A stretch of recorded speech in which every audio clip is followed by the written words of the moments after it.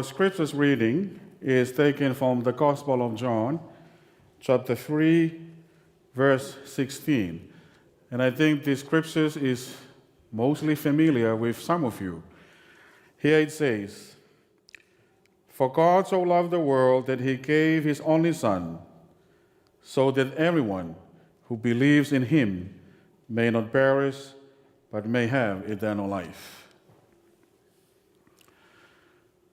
I try to understand about the scriptures, and throughout the Lenten studies and the Lenten series that Pastor Mike had been preaching on John 3:16, and I will focus today on what the New Revised Standard Version is talking about, so that everyone. But in comparison with the other translations, it worded nearly the same, but the way how it says it, and I want to read it to you so that you can try to understand how multiple translations talking about the same text. The New International Versions, it says over there that whoever. The New American Standard Bible, it says over there that whoever. In the Common English Bible, it's the same over there that whosoever. Century King James Versions, it says over there that whosoever. Contemporary English versions, it says over there so that everyone. So it's the same with New Revised Standard Versions.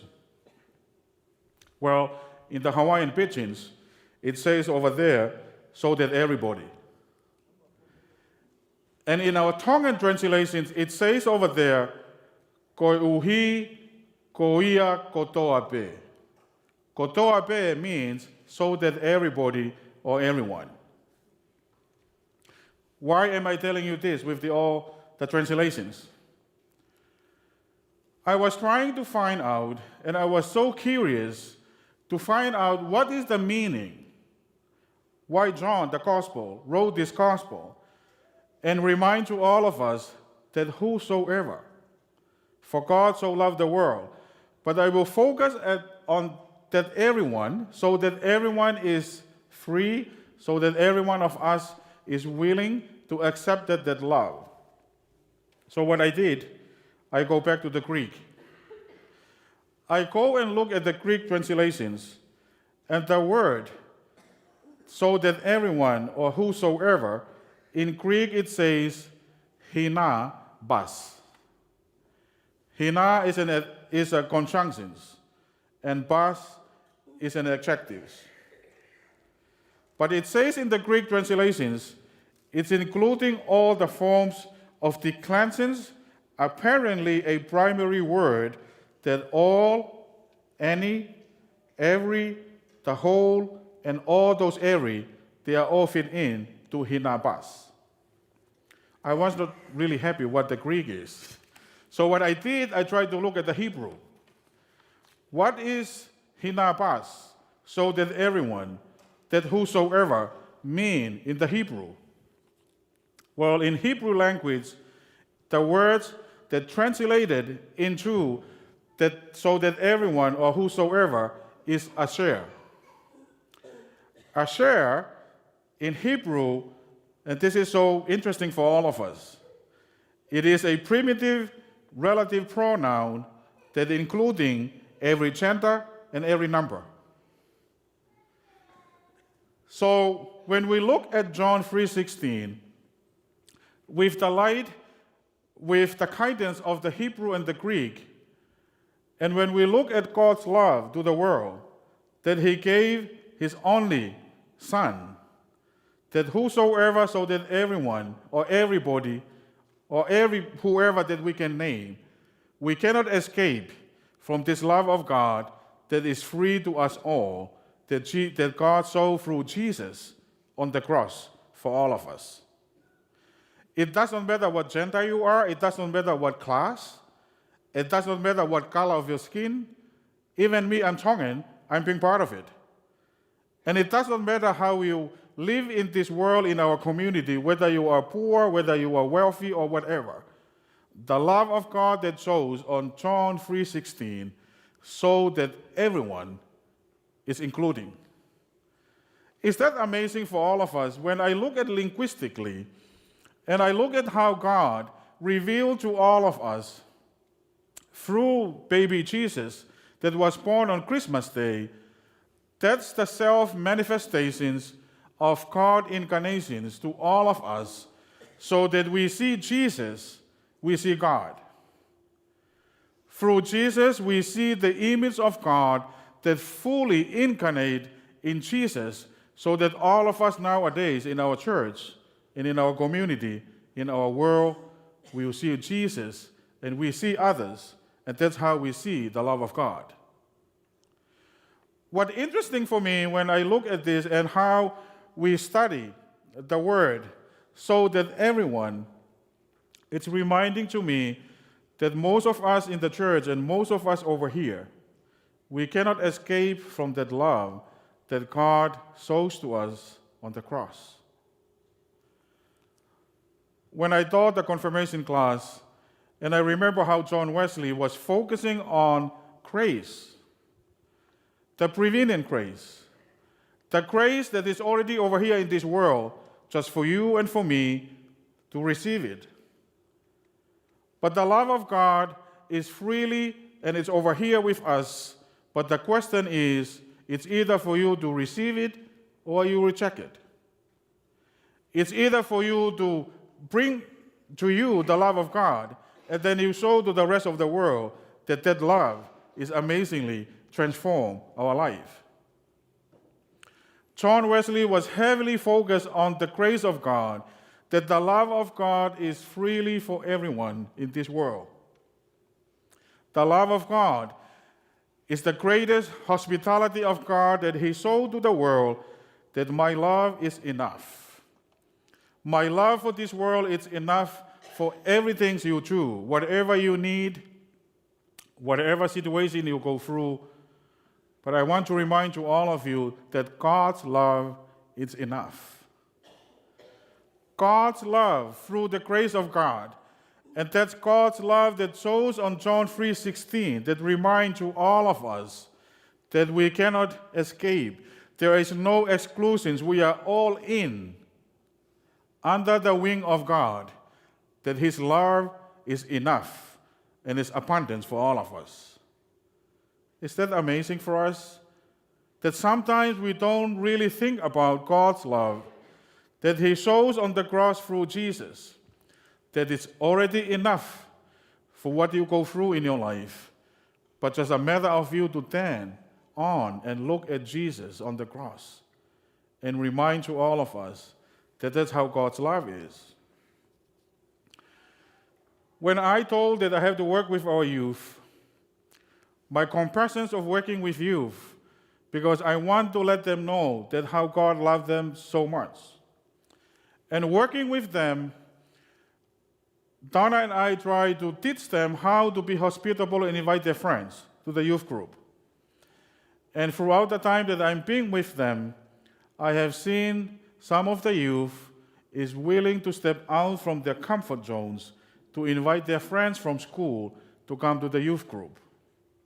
There was one who invited two, there was one who invited one and come to the confirmation class, and there is one particular youth that I always look at him, that I always underestimated, because I was thinking maybe he's an introvert, that he will never even invite anyone.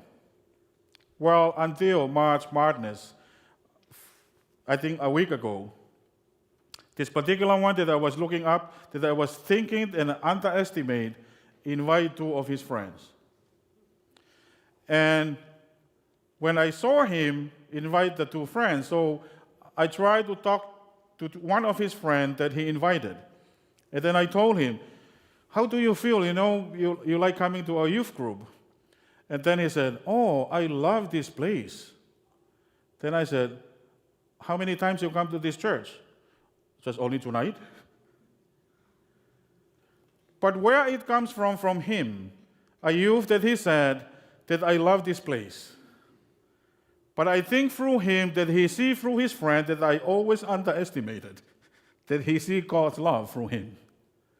And after the program on that night, the same person that I looked at him and underestimated, he came and told me, you know, Poese, I'm working with my friends. When I rode on the bus, I will tell them to invite them to church. That's God's love, and that's God's hospitality to all of us. And we need to focus on sharing God's love to the world and for those that they need. We need to bring Jesus for those that they need Jesus. And we need to show that love that God showed to us through Jesus, that the world needs love and the world needs Jesus. But who is going to tell them the love of God? It's you and me. It's for us as the church that we don't have to focus on all the logistics and all the rules and all the policy, and then we chase people out from the church. I want to remind you, the church is open for everyone to come. It does not matter what gender you are, and it does not matter how bad of your sin, but I remind you, all of you, that's the reasons why Jesus died on the cross, and he opened his arms to welcome everyone to come. That's why we celebrate Holy Communion. The table is open for everyone, and it's a reminder to all of us that God loved the world. It's enough. In the Gospel of John, when comparison to Matthew, Mark, and Luke, there is a difference when John wrote the Gospel, and especially when it comes to comparing of heaven and earth, love and hatred, and all. In John, when he wrote the Gospel, it was in a time that there was a heresy or Gnosticisms in the Greek by the time that they always compare to. So John 3:16, God showed his love to all of us from heaven to come down to earth to show to all of us that we are not alone. Let me read to you this letter. I am your mother now. Farid had to go home and break the news to his 15-year-old daughter, Shifa. When she got home, I had to tell her. The worst part was when she said, "Are you telling me I don't have any mother?" Farid said, dissolving into tears.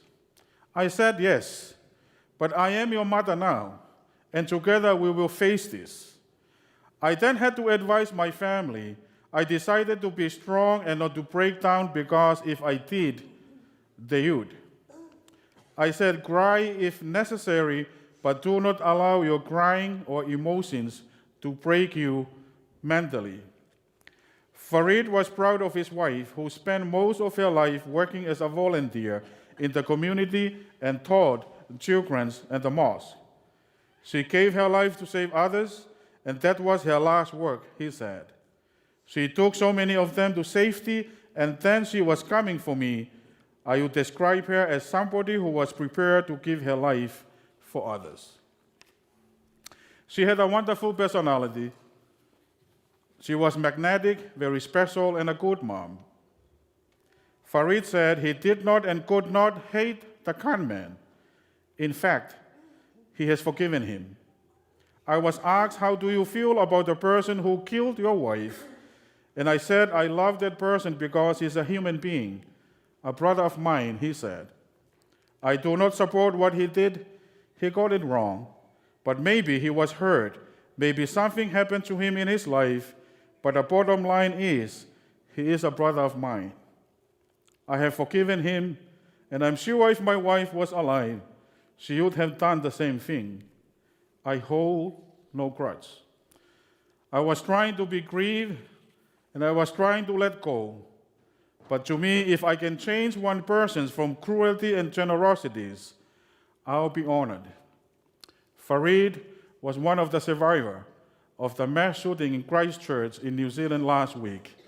His wife was trying to rescue him because he was paralyzed, and she was shot from the back, and his wife died. That's what God showed to us through Jesus died on the cross, that he loved so dearly and loved all of us. And that's the message for us all.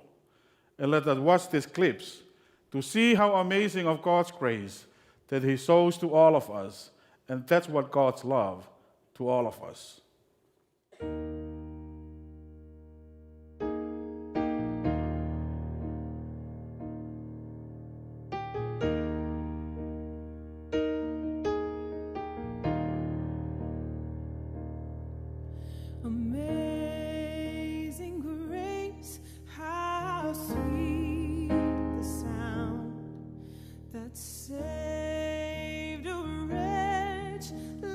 like me.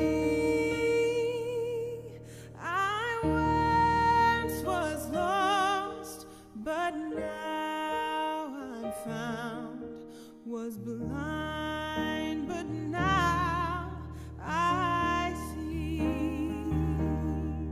'Twas grace that taught my heart to fear, and grace my fears relieved.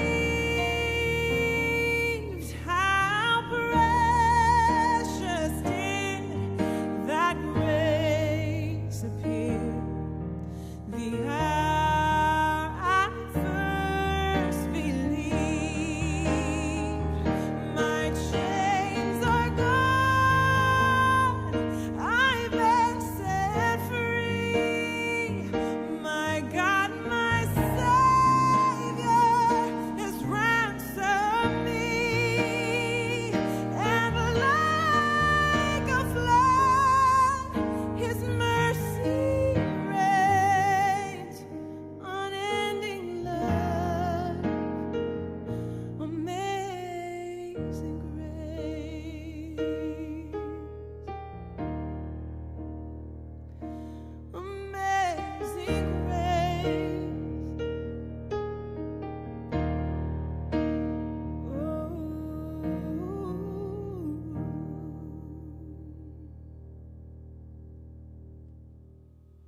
And I think that's what Jesus showed to all of us on the cross with His amazing grace. It's for everyone, it's whosoever to receive that love. Amen.